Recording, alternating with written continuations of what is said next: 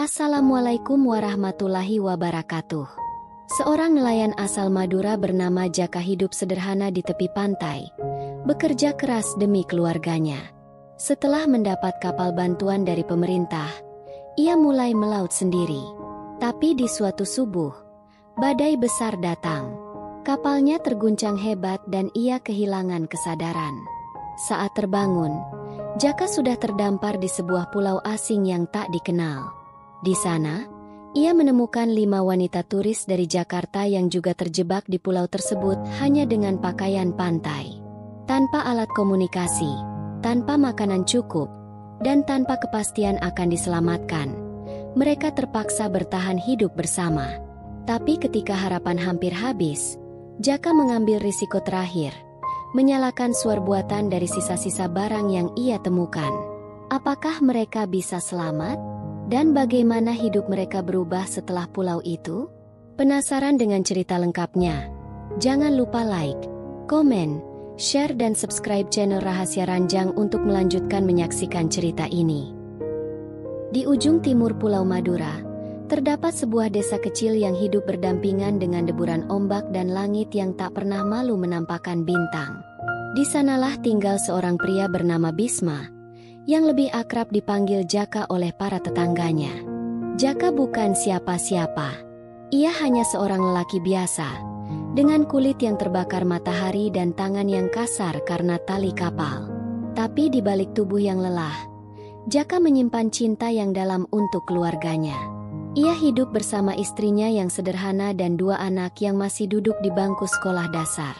Setiap hari, ia membelah laut demi mereka, membawa harapan di ujung jaring dan keberanian di setiap hembusan angin. Tidak ada libur, tidak ada jaminan hasil. Tapi Jaka tidak pernah mengeluh, sebab ia tahu, hidup memang tidak selalu mudah bagi orang kecil seperti dirinya. Dulu, Jaka hanya seorang anak buah kapal.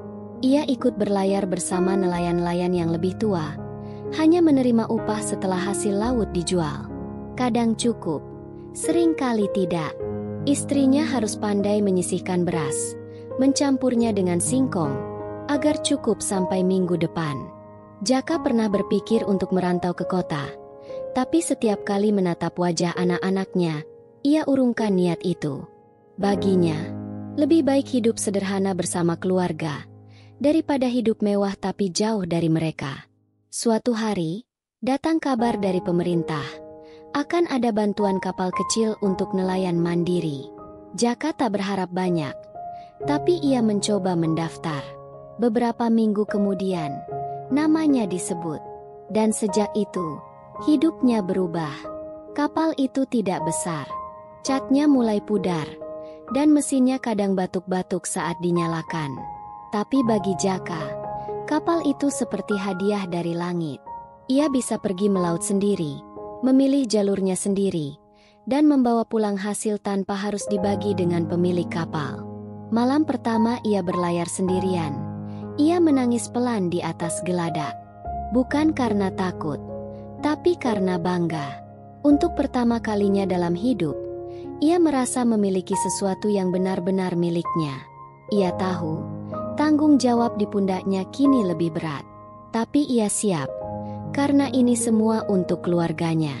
Setiap subuh, saat desa masih gelap dan ayam belum berkokok, Jaka sudah bersiap di pantai. Ia memeriksa jaring, mengecek mesin, dan memeluk istrinya sebelum berangkat.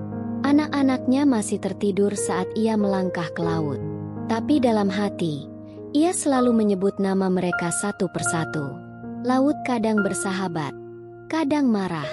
Tapi Jaka sudah terbiasa. Ia tidak takut pada ombak, karena baginya, rasa takut yang paling besar adalah pulang dengan tangan kosong.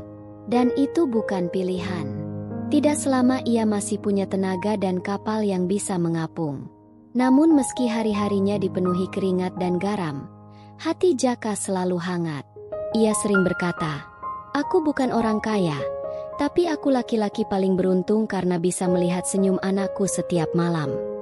Kadang ia pulang dengan hasil banyak, kadang hanya seekor ikan kecil. Tapi istrinya selalu menyambut dengan wajah sabar dan doa lembut. Rumah mereka tak berdinding kuat, tapi penuh cinta. Dan cinta itu yang membuat Jaka terus melawan segala kesulitan. Di balik gelombang, ia simpan doa-doa. Di balik senyuman, ia sembunyikan lelah. Dan di balik kehidupannya yang sederhana, ada kisah luar biasa yang akan segera berubah saat badai tak terduga datang menghantam. Subuh itu, langit tampak biasa. Tidak ada tanda apapun bahwa sesuatu yang buruk akan terjadi. Angin sejuk berhembus lembut, dan langit timur mulai memerah pertanda pagi datang. Jaka menyalakan mesin kapalnya dengan hati lapang.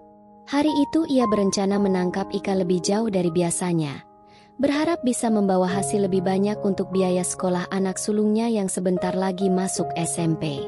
Ia sempat mencium kening istrinya sebelum berangkat, seperti kebiasaan setiap hari. Tapi pagi itu, entah kenapa, ciumannya lebih lama. Seolah hatinya berkata, ada sesuatu yang berbeda.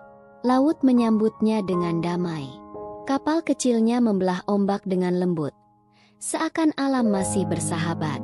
Jaka bersenandung kecil, menatap horizon yang tampak tenang. Ia mulai menurunkan jaring, satu persatu, penuh harap. Namun beberapa saat kemudian, langit berubah. Awan gelap datang dari utara. Angin yang tadinya lembut, berubah menjadi dingin dan tajam. Jaka tahu tanda-tanda itu. Ia pernah melihat badai kecil, tapi ini terasa lain. Jauh lebih besar, jauh lebih cepat. Dalam hitungan menit, hujan turun deras. Petir menyambar laut, membelah langit menjadi kilatan putih menyilaukan. Ombak mulai meninggi. Kapal kecil milik Jaka mulai oleng ke kiri dan kanan. Ia berusaha memutar balik, tapi angin terlalu kuat. Jaringnya belum sempat diangkat. Ia harus memilih, menyelamatkan kapal atau menyelamatkan hasil tangkapannya. Ia pilih kapal. Ia pilih hidup. Dengan napas terengah, ia menarik kemudi, mencoba menstabilkan arah, namun ombak tak memberi ampun. Kapal terangkat, dihantam dari samping. Air masuk ke dek. Tubuh Jaka terbentur tiang kapal. Darah mengalir dari pelipisnya. Ia masih bertahan. Giginya terkatup rapat. Matanya merah menahan sakit. Ya Allah, lindungi anak-anakku, bisiknya, hampir tak terdengar di tengah suara badai. Ia memanggil nama istrinya dalam hati. Ia tidak takut mati, tapi ia takut tidak bisa pulang. Tangannya masih erat menggenggam kemudi, namun tubuhnya mulai melemah. Dunia berputar, pandangannya kabur. Tiba-tiba, segalanya menjadi hitam. Hanya suara badai yang tertinggal. Jaka tak sadar kapan ia terjatuh. Ia tak tahu kemana kapalnya dibawa. Apakah ia masih hidup? Apakah ia akan terdampar? Ataukah tubuhnya akan menjadi bagian dari laut yang selama ini ia cintai? Semua menghilang. Yang tersisa hanyalah tubuh tak sadarkan diri, terapung di lautan luas, di bawah amukan langit yang murka. Dan tak seorang pun tahu bahwa takdir Jaka sedang ditulis ulang oleh alam. Tubuh Jaka terhempas di bibir pantai, diselimuti pasir basah dan sisa busa ombak. Nafasnya masih ada, meski tipis. Di atasnya, langit cerah, kontras dengan malam badai yang baru saja dilaluinya. Burung camar terbang rendah, udara asin menyengat hidung. Perlahan, Jaka membuka mata. Kepalanya berdenyut, tubuhnya terasa remuk. Ia tidak tahu di mana dirinya berada. Ia menatap sekeliling. Hanya pasir putih, pohon kelapa, dan hutan lebat di kejauhan. Tidak ada rumah, tidak ada kapal, tidak ada satupun suara manusia.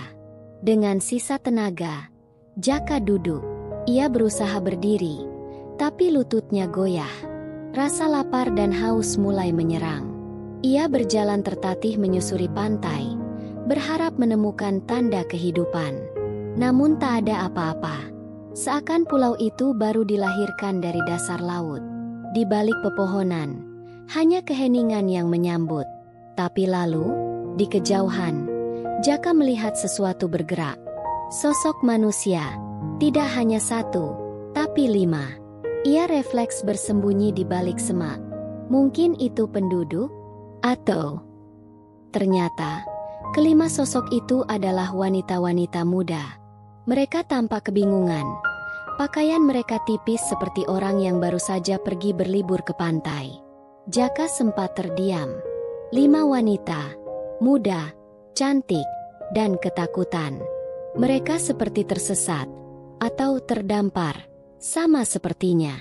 Ia maju perlahan, mengangkat tangan tinggi sebagai tanda damai. Salah satu dari mereka menjerit kecil, namun yang lainnya memeganginya. Jaka memperkenalkan diri dengan suara serak. "Saya Jaka, nelayan dari Madura. Saya juga terdampar." Mata mereka melebar, antara terkejut dan lega. Wanita tertua di antara mereka bernama Tara. Ia menjelaskan bahwa mereka adalah turis dari Jakarta. Mereka berlibur menggunakan kapal wisata. Namun badai menghantam dan kapal mereka tenggelam. Entah bagaimana mereka terdampar di pulau ini, yang tidak tertera di peta manapun. Mereka sudah di sana 2 hari, tanpa alat komunikasi, tanpa makanan cukup, hanya bertahan dengan air hujan dan kelapa. Melihat Jaka, mereka merasa sedikit lega. "Setidaknya sekarang kita tidak sendirian," kata Tara pelan. Jaka pun mengangguk. Walau dalam hati ia tahu, tantangan sebenarnya baru saja dimulai. Hari itu, ke-6 orang asing itu duduk bersama di bawah pohon kelapa. Mereka berbagi cerita, rasa takut, dan harapan yang tipis. Jaka tahu, ia harus mengambil peran, bukan sebagai nelayan, tapi sebagai pemimpin. Ia tak tahu kapan pertolongan datang, atau apakah ada yang mencari mereka. Tapi satu hal pasti, jika mereka ingin hidup, mereka harus bertahan. Dan di pulau tak bernama itu, 6 jiwa mulai menulis kisah baru. Sebuah kisah tentang keputusasaan, keteguhan, dan mungkin secercah harapan. Hari pertama bersama terasa canggung. Jaka, pria kampung nelayan Madura, kini harus menjadi tumpuan harapan 5 perempuan kota besar yang tak tahu cara menyalakan api tanpa korek. Mereka duduk di bawah pohon kelapa, kaki telanjang, pakaian masih lembab, dan wajah mulai memucat karena lapar. Tara mencoba tetap tenang, tapi air matanya tak bisa dibohongi. Salah satu dari mereka, Maya, mulai menggigil. Jaka tahu, jika malam datang tanpa api, dingin akan menghabisi mereka satu persatu. Maka ia bangkit. Meski tubuhnya masih memar dan kaki goyah, ia menyusuri hutan, mencari ranting kering dan batu. Mereka menatapnya dalam diam, seperti menggantungkan hidup mereka pada satu orang asing, yang bahkan tak mereka kenal sehari lalu. Butuh waktu hampir 2 jam hingga akhirnya, percikan api muncul dari gesekan batu dan kayu yang Jaka temukan. Mereka bersorak kecil, sebagian menangis. Untuk pertama kalinya sejak badai, mereka merasa sedikit hangat. Jaka membuat pagar dari ranting agar binatang liar tak mendekat. Malam itu mereka tidur melingkar dekat api, seperti anak-anak yang takut ditelan malam. Jaka berjaga. Ia duduk di antara api dan gelap, mendengarkan suara hutan yang tak bersahabat. Dalam hati ia mengulang-ulang doa, meminta kekuatan bukan untuk dirinya, tetapi untuk bisa menjaga mereka.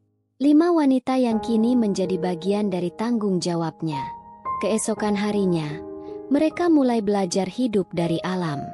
Jaka menunjukkan bagaimana mencari kerang di tepi batu karang, bagaimana mengenali buah yang bisa dimakan, dan cara menyaring air hujan agar bisa diminum. Kelima wanita itu mulai berubah. Mereka yang dulu hanya tahu gedung tinggi, wifi, dan minuman kopi mahal, kini belajar menggenggam tanah, memanjat pohon, dan tertawa meski hanya makan daging kelapa. Persahabatan perlahan tumbuh. Mereka bekerja sama. Tara dan Vina membuat wadah dari daun, Maya dan Lala mengumpulkan air, dan Siska membantu Jaka menebang dahan kecil. Mereka bukan lagi turis yang tersesat. Mereka adalah penyintas. Namun hidup di alam bukan tanpa ancaman. Suatu malam, suara binatang besar terdengar di hutan. Jeritan lala membangunkan semuanya. Jaka segera menyambar tongkat dan menyalakan api besar sebagai penghalau. Mereka saling berpelukan, ketakutan, tapi tidak menyerah. Hari-hari berikutnya dihabiskan dengan membuat semacam tempat perlindungan dari bambu dan daun. Mereka membuat tanda sos besar di pasir dengan batu. Tapi hari berlalu, dan tak ada satupun kapal melintas. Harapan perlahan berubah menjadi kekhawatiran. "Berapa lama kita bisa bertahan di sini?" tanya Siska dengan mata kosong. Jaka tak menjawab, tapi dalam hatinya, ia bersumpah, mereka harus pulang. Dan justru di tengah kesunyian dan putus asa itu, tumbuh sesuatu yang tidak bisa dijelaskan dengan logika. Ikatan, rasa percaya, bahkan cinta. Bukan cinta seperti di film romantis, tapi cinta akan hidup, cinta akan sesama manusia. Mereka bukan siapa-siapa satu sama lain. Tapi kini, mereka adalah keluarga. Mereka saling menguatkan, saling menjaga, saling berharap. Dan tanpa mereka sadari, malam penentuan semakin dekat. Saat api kecil yang mereka jaga akan menjadi sinyal yang menyelamatkan semuanya.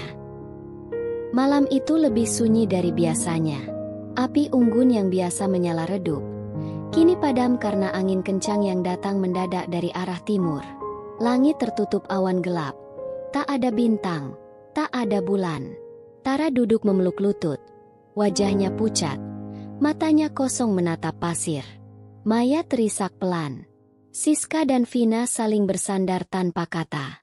Jaka berdiri di bibir pantai, memandang jauh ke laut yang gelap, berharap ada lampu, ada suara, ada kapal. Tapi seperti malam-malam sebelumnya, hanya ombak yang menjawab. Sudah hampir 2 minggu mereka terdampar. Persediaan air mulai menipis. Kelapa sudah sulit ditemukan. Bahkan semangat mereka pun perlahan hilang.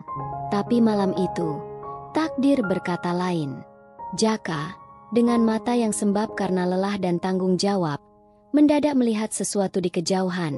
Seberkas cahaya kecil bergerak perlahan di tengah gelapnya laut. Awalnya ia ragu.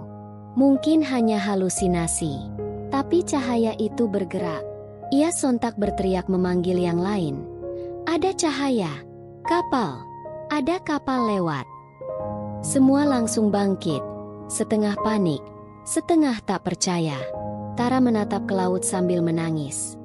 Itu benar kapal. Jaka, apa yang harus kita lakukan? Tanpa pikir panjang, Jaka berlari ke tempat ia menyembunyikan suar darurat.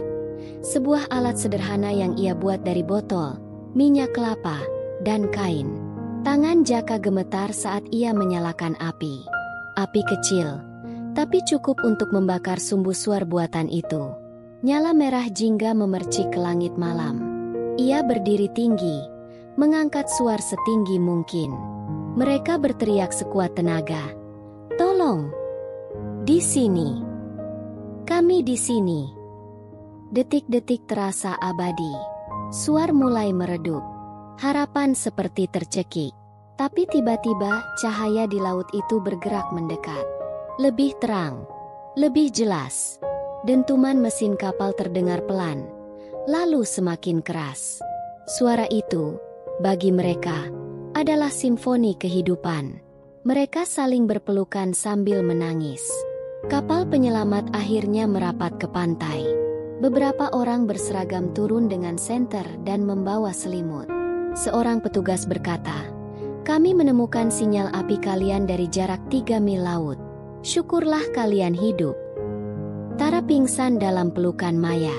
Siska bersimpuh sambil bersyukur. Dan Jaka hanya berdiri terpaku, mata basah menatap langit yang perlahan cerah. Ia tidak berkata apa-apa. Tidak perlu.